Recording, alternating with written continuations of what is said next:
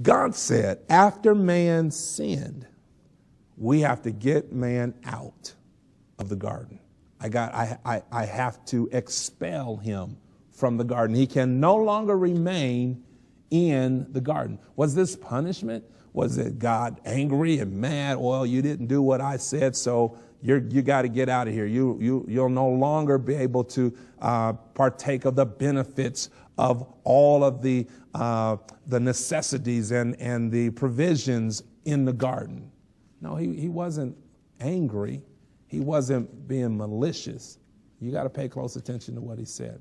He said, I have to take man out of the garden because there's still life there. Eternal life. The tree of life is still in the garden.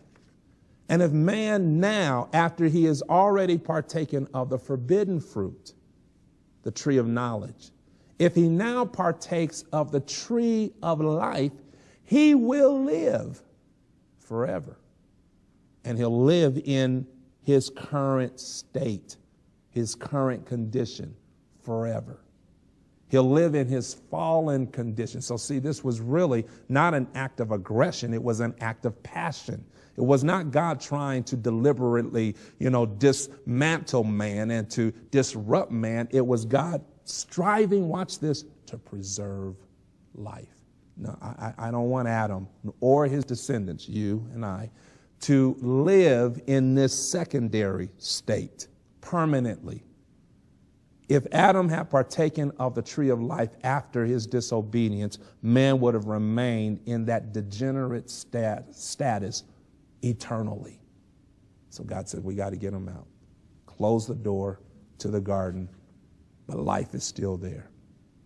The teaching point here, life is much more powerful. It's lasting. It cannot be destroyed. We can be diverted away from it, but you can't destroy it. Life is what God promised us. It's what God is working to produce in us every day, because that's his promise. He promised us life before the world began. So consider this. It's interesting that in this verse, it says that God cannot lie.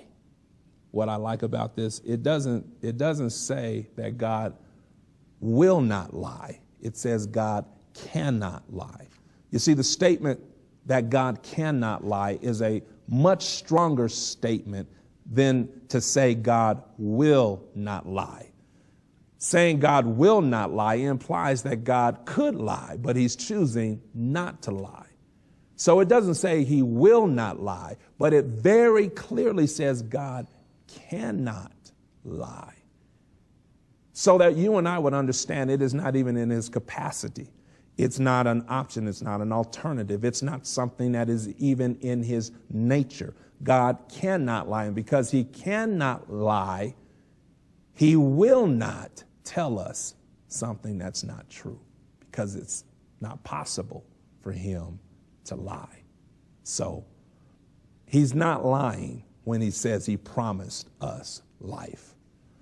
Because I can hear you. I can hear somebody saying, yeah, well, my life is not going so well right now. So, he's not making good on that promise.